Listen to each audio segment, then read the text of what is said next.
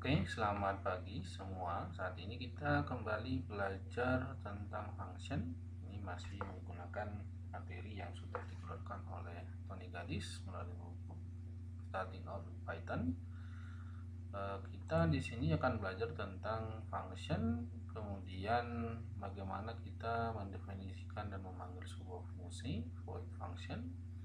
Kemudian di sini juga nanti bagaimana kita merancang sebuah program untuk menggunakan fungsi, local variable, passing arguments ke fungsi, global variable dan juga global constant. Nanti juga akan ada sedikit modularizing code with function dengan menggunakan turtle graphics.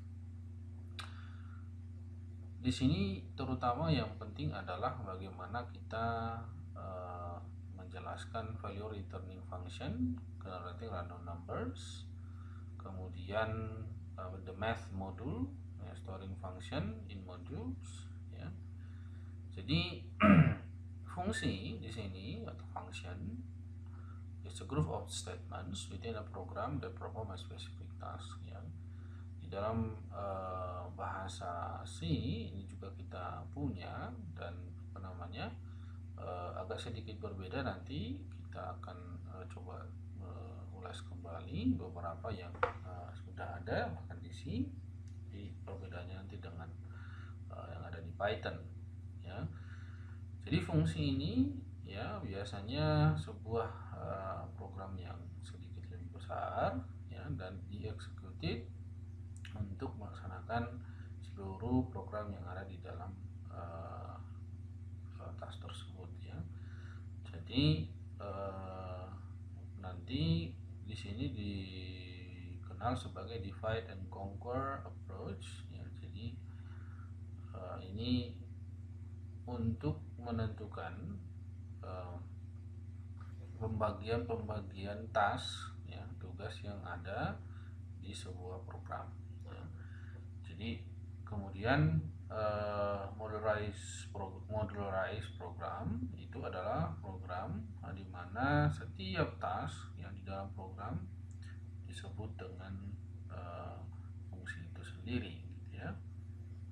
Nah, contoh, ya, using function to divide and conquer a large task, ya. Kalau kita misalkan punya sebuah target, gitu ya, tugas, kita buat statement langsung itu akan sangat panjang sekali. Tapi di sini maksudnya kita membagi divide, kemudian di dalam setiap fungsi kita buat juga task-task yang berbeda yang bisa menyelesaikan satu fungsi secara keseluruhan, gitu ya. Makanya dibuat di sini is to divide and conquer a large task, ya. Jadi kalau misalkan kita lakukan seperti yang ada di dalam gambar ini, ya, in this program the task has been divided into smaller tasks, each of which is performed by a separate function. Nah, dalam kehidupan sehari-hari pun sebenarnya kita sering sekali melakukan itu. Makanya saya selalu bilang bahwa algoritma, ya, kita selalu bicara melaksanakan apa yang disebut dengan algoritma. Kita hanya coba menerjemahkan semua hal yang kita lakukan itu menjadi sebuah program. Itu namanya kita melakukan sebuah programming, coding, ya. Jadi kalau di dalam kehidupan sehari-hari kan kita juga sama. Misalnya dalam kuliah pun kita coba membuat fungsi, misalkan fungsi, kalau dalam kurikulum kita sebutnya ini fungsi kita belajar seluruh matematika yang ada di sini. Ini belajar fisika, ini belajar programming, ini belajar. Nah, itu dalam satu fungsi nanti untuk menyelesaikan yang namanya kurikulum secara keseluruhan untuk mencapai ke kompetensi yang dibutuhkan, ya. Jadi contoh yang seperti itu. Nah, kalau misalkan, ya, jadi dengan penggunaan yang seperti itu tentunya, ya, akan menghasilkan simpler code, ya. Dan kita bisa menggunakan kembali coding tersebut, ya, fungsi tersebut di mana saja, karena kita sudah mendefinisikan, ya, fungsi tersebut dan akan artinya nanti kita bisa memanggil fungsi tersebut dengan nama dari fungsi tersebut ya. Nah di sini kita juga akan bisa melakukan testing dan debugging dengan lebih mudah, lebih cepat dalam pengembangan, dan nanti easier validation of teamwork ya. Kemudian void function and value returning function. Void function means it simply executes the statement it contains and then terminates. No output as a value returning function. Nah, the value returning function bedanya adalah is execute a statement it contains and then it return a value back to the statement that call it. Nah, jadi di dalam fungsi ini akan ada yang namanya input ya, integer, float ya, function are example of ya value returning function. Ini contoh-contoh nanti yang akan menjadi returning value dari sebuah fungsi ya. Nah, di dalam bahasa Python ini, dalam Python programming ini, kita mendefinisikan dan memanggil fungsi, menamai fungsinya itu ada syarat-syaratnya bahwa kita tidak bisa menggunakan keywords as a function name ya. Pertama, yang kedua adalah it cannot contain spaces, jadi tidak ada spasi di sana. Kemudian first character must be a letter or underscore, jadi nggak bisa angka ya, harus karakter ya, letter maupun underscore. Jadi dalam membuat fungsi nanti kita tidak boleh menggunakan misalnya 3 something something ya, atau 2 something something, tetapi kita misalkan ya the ya score misalkan, atau underscore something something ya.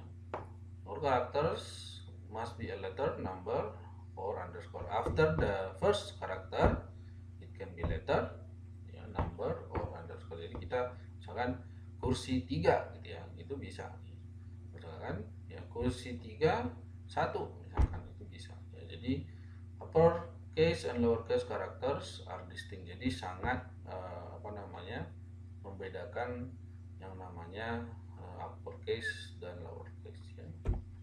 Nah, di sini function name should be descriptive, jadi sebisa mungkin sangat disarankan ya bahwa fungsi ini memang mendeskripsikan, ketika Anda buat fungsi, nama fungsi mendeskripsikan apa yang ada di dalamnya ya.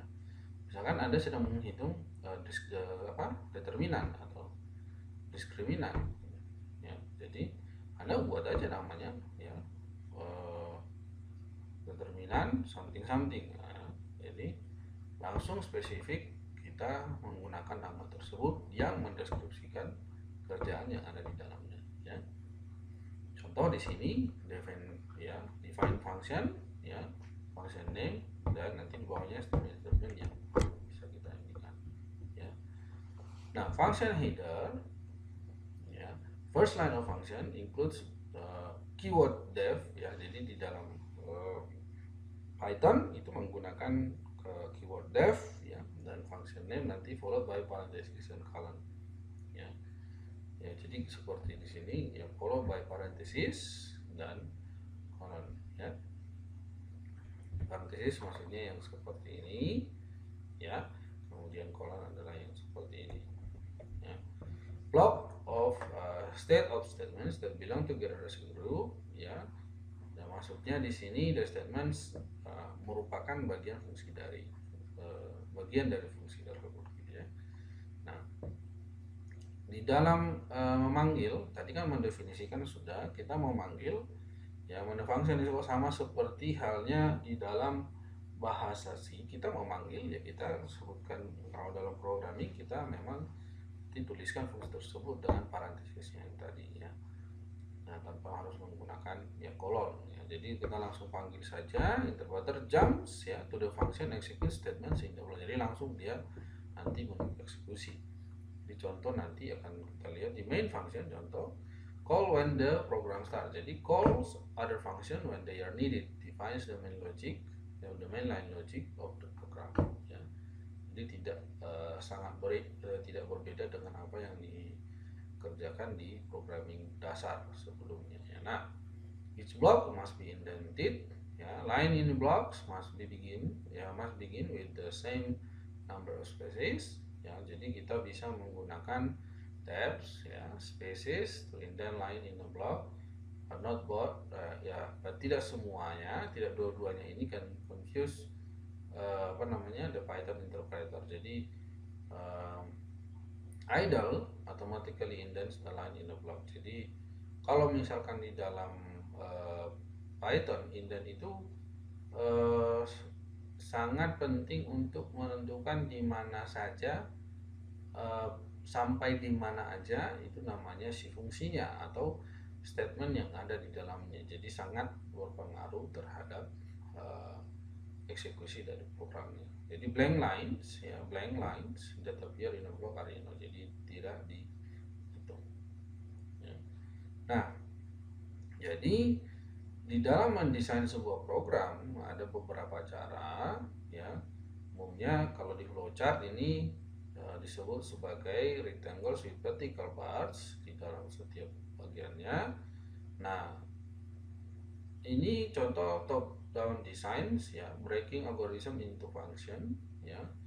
Kemudian ada namanya hierarchy charts, ya, the peaks, ya, the relationship between function, ya, aka structure chart, ya. Kita buat di setiap function di dalam box, ya, lines connecting box illustrate the function called each by each function, ya. Jadi menggunakan input fungsi untuk menggunakan untuk menunggu program yang lain, untuk menunggu user untuk menekan enter. Ya, contoh di sini hierarchy chartnya ada sebuah main function. Nah, di dalam main function ada function yang lain, ya, get input function yang misalnya call gross function, calculate gross function, atau calculate overtime, atau calculate withholdings, net pay, dan seterusnya. Akan ada hierarki dari program tersebut, mulai dari main, kemudian sub kalau kita di bahasa C kita subroutine, kemudian ada subroutine dan seterusnya, ya. Tapi di sini ini the whole of this one is a function, and we can break it into another hierarchy like this, ya. So di dalam calculated holdings function there are another calculate taxes and also another benefits. So the output of this must be another value that will be used in the calculated holdings, ya, and also in the main. Ya, jadi secara hierarki dia dapat, jadi output yang dari sini akan digunakan di sini, yang ada di sini juga akan digunakan di sini, dan yang ada di seluruh yang 5 ini akan digunakan di sini. Ya. Nah, jadi di sini akan sangat penting mengetahui yang namanya, ya, yang mana yang disebut sebagai local variables atau nanti disebut sebagai global variables. Nah, tentunya seperti di dalam sebuah fungsi, ya, local variables ya hanya dapat digunakan di dalam fungsi tersebut, lokal. Jadi contoh misalkan Anda, ya, di 12TE 1, ya, Anda yang merupakan anggota fungsi dari 12TE, ya. Lalu dibagi kembali di dalamnya lagi Anda hanya mungkin berfungsi di dalam 12TE1 dan seterusnya, ya. Jadi belongs to the function in which it was created, only statement inside that function can access it, ya. Jadi scope-nya the part of the program in which a variable may be accessed. Jadi lokal itu, ya, merupakan variabel yang bisa digunakan hanya di dalam lokal tersebut, function tersebut. Nah, local variable itu it cannot be accessed, ya, by statements inside the function which precede its creation, ya. Jadi maksudnya tidak bisa digunakan kalau di dalam function tersebut yang merupakan output dari yang sebelumnya, ya. Jadi different function may have local variable with the same name, ya. Each function doesn't see the other functions local variable, so no confusion. Jadi hanya ada di dalam fungsi tersebut. Jadi local variable sangat ya useful only in that function. Gitu ya. Argumen. Nah, argumen di sini passing kita piece of data that is sent into a function. Ya, function can use argument in calculations, and when calling the function, the argument is placed in parentheses following the function. Contoh seperti ini ya. Jadi the value variable is a pass as an argument ya. Contoh di dalam main function tadi ada value 5 ya. Ya, show double value misalkan ya. Nah, this value is the passing argument kepada ya show double ini ya number. Jadi value yang ada, jadi number dan value is the pass arguments ya. Value di sini is the passing argument yang akan dimasukkan ke dalam sini ya, show double ini, yang nanti number ini akan dihitung terhadap result sama dengan number kali 2. Nanti nilai dari result adalah number kali 2 yang merupakan passing argument dari value yang ada di sini. Ngerti ya maksudnya ya? Nah, dari sana kita bisa lihat parameter variable that is assigned the value of an argument when the function is called. Jadi the parameters and the argument reference the same value. Formatnya adalah seperti ini ya. Nanti ya, kalau seperti ini ya sudah jelas ya, maka nilai value and number is same ya. Nah, kalau misalkan itu kan kalau misalkan kita passing argumentsnya hanya satu ya. Kalau misalkan dengan passing multiple arguments ya it doesn't really difficult. I mean kalau misalkan single parameter ya berarti satu, tapi kalau lebih dari satu ya kita menggunakan koma untuk memisahkan lebih dari satu parameter. Jadi posisi sangat menentukan. Saya position kalau misalnya x, y, kalau nanti di bawah itu ya tetap menggunakan ya hal yang sama. Kalau value dengan tadi number, misalkan kita buat value 2 ya number 2, nanti dia akan mendapatkan argumennya. Jadi contoh seperti di sini, print the sum of 12 and 45. Kalau 12 di sini maksudnya koma yang tadi yang kita sebutkan ya, itu akan passing argumennya terhadap nomor 61, dan 45 it will called the passing arguments of 62 ya. Jadi di sini 61 12 62 adalah 45. Nah, dengan mengganti parameter-parameter tersebut tentunya tidak akan mempengaruhi fungsi yang value yang tadi yang kita passing itu tidak mempengaruhi fungsi yang sudah kita buat di dalam fungsi main tadi. Jadi maksudnya contohnya kalau kita misalkan ganti nilai 12 ini menjadi 15 ya, ini juga kita ganti misalnya 16 ya, fungsi yang kita sudah buat ini tidak perlu lagi kita ganti karena kita hanya bicara passing arguments yang ada di dalam main function kita gitu. Jadi it provides a way for unidirectional communication between one function and another function. Jadi calling function can communicate with call function. Jadi itu yang penting yang perlu kita pahami ya. Jadi contohnya seperti yang di sini ya. The value variable is passed to the change me function ya. Misalkan yang ada di sini ya is passed to the change me function, yang value yang ada di sini pass here ya, sehingga it will output the same as value is always same with the argue ya. Jadi kira-kira gitu maksudnya. Jadi kalau kita lihat gambar ini ya, the value variable passed to the change function cannot be changed by it ya. Jadi kalau misalkan ada dua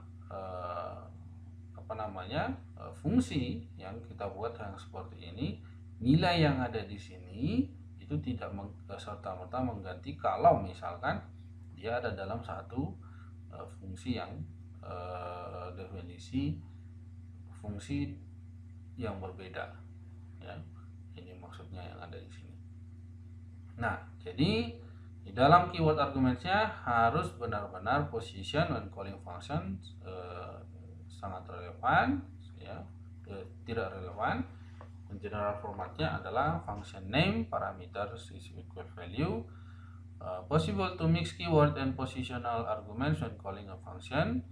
Jadi positional arguments harus muncul pertama kali, ya. Jadi kita harus hati-hati di dalam menggunakan argumen ini. Jadi sangat penting untuk menggunakan parameter-parameter yang sesuai. Nah, kemudian ya tadi kan kita bicara local variable. Jadi global variable artinya untuk bisa digunakan seluruhnya di dalam seluruh function yang ada di bawahnya statementnya, ya. Jadi function needs to assign a value to the global variable, and global variable must be redeclared within the global function. Jadi contoh global variable name, ya, the reason to avoid using global variables, ya, karena nanti misalkan di sini ada, kalau kita terlalu banyak buat global variable, sebenarnya nanti perubahannya itu di dalam fungsi di dalam subfunction tadi akan sangat dipengaruhi oleh yang disebut dengan global function. Jadi nanti itu akan membuat debugging kita akan sangat difficult. Jadi kita harus mencari-cari kenapa perubahannya di fungsi yang satu, ya, sangat yang ini, ya, tapi di fungsi yang lain berbeda. Nah, jadi many location in the code could be causing wrong variable value, ya. Nah, penggunaan variabel global juga akan membuat fungsi fungsi yang kita gunakan di dalam main function nanti akan susah digunakan di fungsi yang lain, istilahnya, jadi di program yang lain. Nah, jadi akan sangat susah untuk mengerti programnya, ya. Jadi global constant juga similar to global variable ini dapat dilakukan jika, ya, kita menggunakan global constant di sebuah program, misalkan pi, ya. Pi itu nggak akan berubah di mana-mana, namanya 3,14 something, atau kita menggunakan konstanta yang memang tidak akan berubah dimanapun, gitu, ya. Contoh pi kalau di matematik, ya, atau yang lain. Nah, jadi tadi seperti yang sudah kita ceritakan, void function, there is no return value, execute dan terminate, ya. But if the value returning function, ya, tapi dia bicara return as a value, ya, it can be generating random numbers in here. Nah, yang banyak digunakan dari standard library pre-return function that comes with Python, ya, contoh print, input, range, ya, range kemarin kita juga sudah bicara. Ini dapat dilihat sebagai black box, ya. Jadi kita banyak nanti menggunakan library function yang seperti ini untuk perform task that programmers can only need, ya.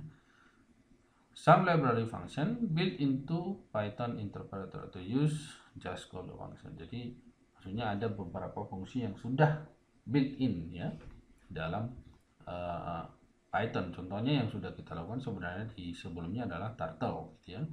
Itu fungsi-fungsi yang sudah di built in di Python sendiri, ya. Nah, there are also modules, ya. Ini sama kalau kita di bahasa C, kita library yang sudah built in juga di dalam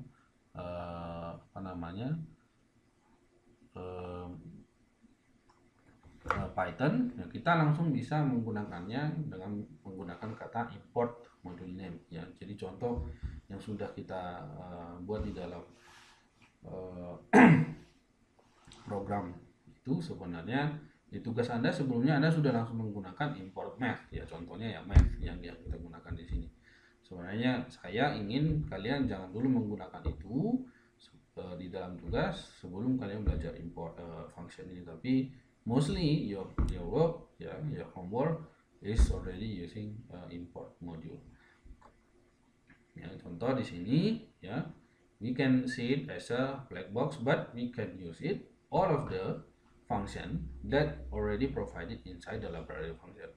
Ya, contoh math itu apa saja di dalamnya kita nggak terlalu tahu seluruhnya, tetapi kita bisa menggunakan fungsi misalkan perhitungan pi dan sebelumnya, ya, dan seterusnya, ya.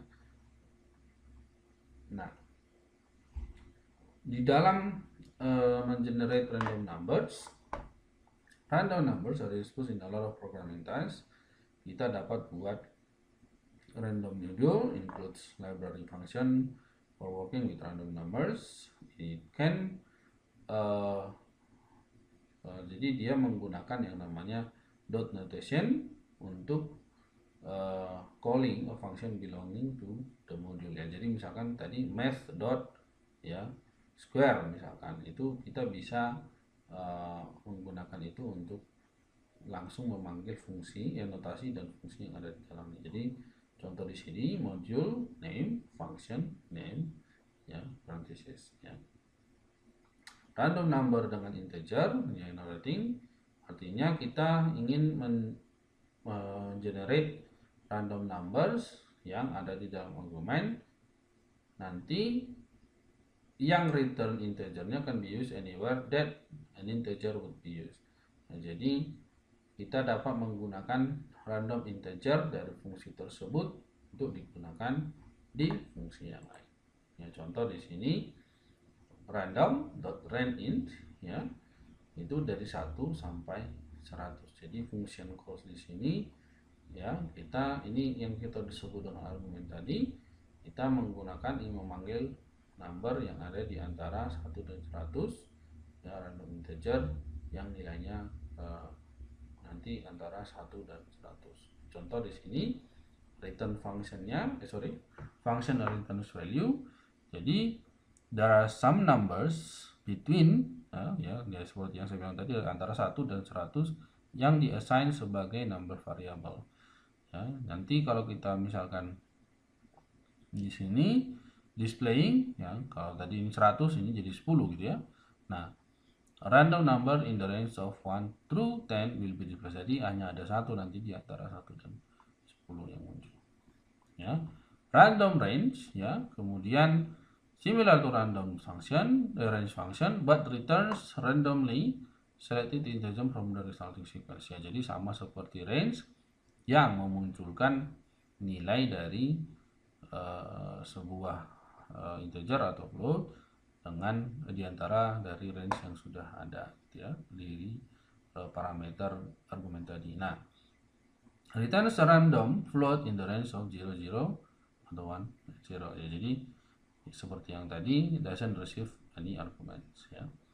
Uniform function, ya, returns a random float but allow user to specify the range, ya. Jadi ya ini basically kita bisa menggunakan random untuk beberapa kasus, ya, seperti yang tadi integer. Nah, yang lain yang bisa digunakan juga adalah random.set, ya. Jadi kita initialize the value formula, ya, that generates random numbers. Contoh, ya, misalkan kita ingin menggunakan nilai pi tadi di mana-mana, tapi kita sudah set di global variable, kita juga ingin menggunakan nilai yang lain, ya, yang bisa menggunakan random numbers, ya. Kita menggunakan random.set ini untuk specify desired fit value-nya, ya. Oke.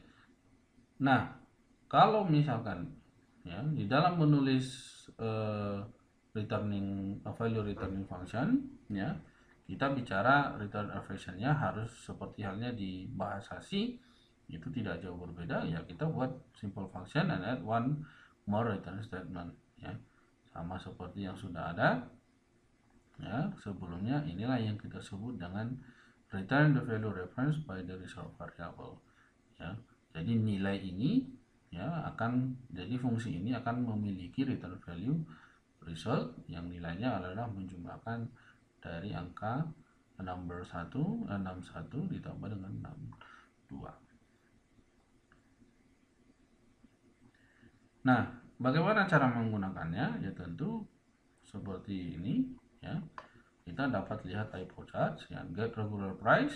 Ya, contoh di sini menggunakan nilai dari output yang di sini, ya, menjadi output yang ada di sini. Ya, input ini menjadi output yang ada di sini menjadi input untuk di fungsi ini, ya, fungsi discount, ya. Fungsi get regular price, ya, outputnya kita jadi gunakan di item regular price, ya. Jadi contohnya, ya, get name, ya, get the user's name. Oh, kalau itu sudah string, sorry. Nah, kalau misalkan yang tadi, ya, jadi nilai dari result ini, ya, kita akan menggunakan misalkan untuk menghitung sebuah fungsi lain yang nanti result ini bisa kita langsung pakai, ya, contohnya. Nah, contoh yang dari sini. Nah, kalau itu misalkan dia itu kan tadi kalau sebuah integer, float dan yang lainnya. Nah, sekarang bagaimana kalau dia sebuah string, gitu ya. Nah, string berarti kita bicara ada string yang perlu kita gunakan di tempat yang lain. Ya, misalkan kalau di sini dibuat get the user's name, ya, name input enter, ya, return the name. Jadi yang kita gunakan misalkan nanti jadi nama itu akan dipakai untuk fungsi yang lain, ya. Kalau boolean tentu true or false, ya, simplifikasi dari validation code kita. Kemudian kalau misalkan itu adalah multiple values, ya, penulisannya seperti ini, jadi tidak terlalu susah, ya. The match module seperti yang tadi sudah saya jelaskan, so part of standard library contain function that are used performing mathematical calculation. Typically accept one or more value as arguments, perform mathematical operation, and return the result, ya. Jadi contoh di sini ini sudah ada, inilah fungsi-fungsi yang ada di math module, ya. Kita bisa menghitung yang namanya cos, sin, tangen, sin, ya, eksponen, floor dan seterusnya, ya. Nah, pi, ya, ini juga bisa kita gunakan, ya. Pi tadi bisa kita hitung langsung, tapi kita juga bisa langsung gunakan pi, ya, ini untuk menghitung, ya, keliling sebuah luas sebuah lingkaran, sorry, ya. Nah, kemudian kalau kita misalkan menyimpan fungsi di dalam modul, ya, modul relation tadi kita kan bicara menggrouping sebuah fungsi-fungsi yang ada di dalam yang berhubungan ke dalam sebuah modul, ya. Jadi kalau di sini ini nanti akan membuat program menjadi mudah untuk dipahami, dites dan di maintain, ya. Nah, dengan begitu, ya, kita akan punya modul yang menjadi sebuah file yang berisi tentang semua fungsi yang perlu untuk task tertentu itu tadi. Yang contoh misalnya jadi ini kita buat namanya .py, ya. Ini sama seperti kita misalkan kita buat library kalau di bahasa C itu .h, gitu ya. Jadi semua fungsi yang kita gunakan kita buat dalam satu library, kita simpan menjadi library.h misalkan. Nah, nanti kita akan memanggil itu di import modul yang tadi. Kita gunakan modul itu untuk digunakan di file yang lain pun atau modul yang lain kita tinggal manggil si library yang tadi. Kalau di sini disebut dia sebagai modul yang tadi gitu. Ya. Jadi ada banyak sekali kesamaan-kesamaannya, analogi yang bisa kita gunakan dari bahasa C ke bahasa Python ini ya. Nah ini contoh-contoh yang tadi sebelumnya juga sudah belajar tentang turtle ya. Ini kalau yang sebelumnya itu bagaimana membuat garis, bagaimana membuat square, lingkaran dan seterusnya. Ini kita dengan turtle graphics ini adalah turtle function yang sudah dimiliki built-in seperti yang tadi dimiliki oleh Python. Interpreternya akan langsung mengerti apa itu turtle dot something somethingnya. Nah kalau Anda ngecek ketik turtle dot misalkan, itu akan muncul sangat banyak. Anda bisa uji kapan apa saja yang ada di dalam ya, seperti yang kemarin di chapter 3 itu sudah menggunakan right ya, forward, left, right, kemudian juga untuk membuat sebuah gambar square, membuat gambar lingkaran, circle ataupun yang lain ya. Jadi di sini contohnya dia ingin membuat warna, kemudian menggambar square ya, tetapi juga dengan warnanya gitu. Jadi di sini tadi kan ini merupakan argumen-argumen di dalam fungsi yang nanti digunakan untuk ya menghitung ya, ini bukan menghitung, untuk menentukan posisi dari si kotaknya ya, kemudian width, color untuk warnanya ya. Nah kalau yang ada di sini ini yang kita sebut tadi dengan passing argument yang tadi ya, yang ada di sini ini juga yang dipakai. Tidak terlalu masalah kalau kita juga menamai argumen di sini dengan argumen di sini sama.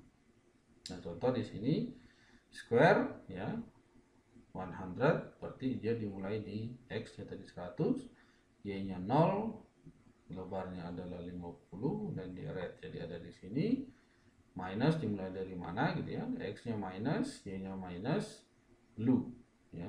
Anda dapat menguji ini langsung kalau Anda nanti ketik yang seperti ini di dalam program Anda sampai nanti muncul yang seperti ini. Kalau Anda run, ini akan menghasilkan yang seperti ini ya. Ini juga sama kalau kita ingin menghasilkan circle ya. Kalau kita menghasilkan segitiga yang berbeda warnanya. Jadi kalian sudah mulai sekarang bisa membuat program turtle graphics ini untuk membuat misalkan sekarang saya ingin Anda buat kotak dengan warna biru, hijau, kuning ya, dan merah gitu ya, atau lingkaran dengan setengahnya adalah merah dan setengahnya biru. Nah Anda sudah bisa dengan fungsi-fungsi yang seperti ini ya, mulai program untuk memahirkan kemampuan Anda dalam menggunakan fungsi. Contohnya yang ada di Python ini ya. Kira-kira dari sana kita bisa buat summary-nya. Anda sudah memahami dengan belajar ini bagaimana menggunakan fungsi, sintaksnya seperti apa, memanggilnya seperti apa, merancangnya seperti apa, apakah tadi dia heuristic atau dia structure ya. Anda tidak perlu Anda by experience Anda akan belajar bagaimana mendesainnya supaya Anda lebih mengerti nanti program Anda dalam debugging dan maintaining. Kira-kira seperti itu untuk topik ini. Selamat pagi, Horas.